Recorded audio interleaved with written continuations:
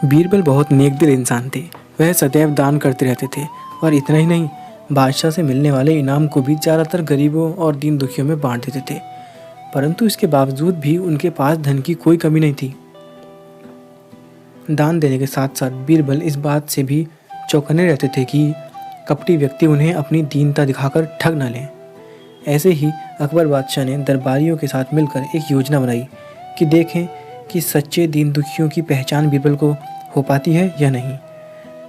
बादशाह ने अपने एक सैनिक को वेश बदलवाकर दीनहीन अवस्था में बीरबल के पास भेजा कि अगर वह आर्थिक सहायता के रूप में बीरबल से कुछ ले आएगा तो अकबर की ओर से उसे इनाम मिलेगा। एक दिन जब बीरबल पूजा पाठ करके मंदिर से आ रहे थे तो वेश बदले हुए सैनिक ने बीरबल के सामने आकर कहा, हुजूर, दीवान में और मेरे 8 छोटे बच्चे हैं जो 8 दिनों से भूखे हैं। भगवान का कहना है कि भूखों को खाना खिलाना बहुत पुण्य का कार्य है। मुझे आशा है कि आप मुझे कुछ दान देकर अवश्य ही पुण्य कमाएंगे। बीरबल ने उस आदमी को सिर से पांव तक देखा और एक क्षण में ही पहचान लिया कि वह ऐसा नहीं है जैसा वह दिखावा कर रहा है। बीरबल मन ही मन मुस्कुराए और बिना कुछ बोले ही उस रास्ते पर चल पड़े जहाँ से होकर एक नदी पार करनी पड़ती थी। वह व्यक्ति भी बीरबल के पीछे पीछे चलता रहा। बीरबल ने नदी पार करके के लिए जूती उतारकर हाथ में ले ली। उस व्यक्ति ने भी अपने पैर की फटी पुरानी जूती हाथ में लेके प्रयास किया। बीरबल नदी पार कर कंकरीले मार्ग आते ही 2-4 कदम चलने के बाद ही जूती पहन लेता। बीरबल यह बात भी गौर कर चुके थे कि नदी पार करते समय उसका पैर धुलने के कारण वह व्यक्ति और भी साफ सुथरा, चिकना, मुलायम, गोरी चमड़ी का दिखने लगा था। इसलिए वह मुलायम पैरों से कंकरीले मार्ग पर नहीं चल सकता था। दीवान जी, दीन रहीन की पुकार आपने सुनी नहीं? पीछे आ रहे व्यक्ति ने कहा। बीरबल बोले, जो मुझे पापी बनाए मैं उसकी पुकार कैसे सुन सकता हूँ? क्या कहा? क्या आप मेरी सहायता करके पापी बन जाएंगे? हाँ, वह इसलिए कि शास्त्रों में लिखा है कि बच्चे का जन्म होने से पहले ही भगवान उसके भोजन का प्रबंध करते हुए उसकी माँ के स्तनों में दूध दे देता है, उसके लिए भोजन की व्यवस्था भी कर देता है। यह भी कहा जाता है कि भगवान इंसान को भूखा उठाता है पर भूखा सुलाता नहीं। इन सब बातों के बाद भी तुम अपने आप को 8 दिन से भूखा कह रहे हो।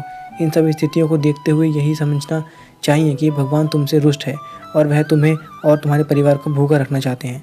लेकिन मैं उसका सेवक हूँ। अगर मैं तुम्हारा पेट भर दूँ तो ईश्वर मुझे रुष्ट होगा और मैं ईश्वर के विरुद्ध नहीं जा सकता।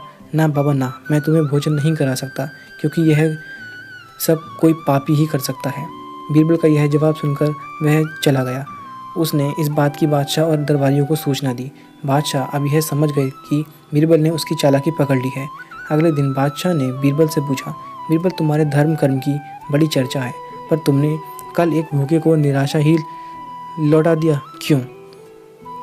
आलमपना, मैंने किसी भूखे को नहीं बल्कि एक ढोंगी को लौटा दिया था और मैं यह बात भी जान गया हूँ कि वह ढोंगी आपके कहने पर मुझे बेवकूफ़ बनाने आया था। अकबर ने कहा, बीरबल, तुमने कैसे जाना कि यह वाकई भूखा ना होकर ढोंगी है? उसके पैरों और पैरों की चप्पल देखकर यह सच है कि उसने अच्छा वेश बनाया था मगर उसके पैरों की चप्पल कीमती थी। बीरबल ने आगे कहा, माना कि चप्पल उसे भीख में मिल सकती हैं पर उसके कोमल मुलायम पैर तो भीख में नहीं मिलते, इसलिए कंकड़ की गड़न सहन ना कर सके। इतना कहकर बीरबल ने बताया कि किस प्रकार उसने उस मनुष्य की परीक्षा लेकर जान लिया कि उसे नंगे पैर चलने की भी आदत नहीं है। वह दरिद्र नहीं बल्कि किसी अच्छे कुल का खाता कमाता पुरुष है। बादशाह बोले, क्यों ना हो, वह मेरा खास सैनिक है। फिर बहुत प्रसन्न होकर बोले, सचमुच बीरबल, माप दौलत तुमने बहुत खुश हुए। तुम्हें धोखा देना आसान काम नहीं है। बादशाह के साथ साजिश में शामिल हुए सभी दरबारियों के चेहरे बुझ गए।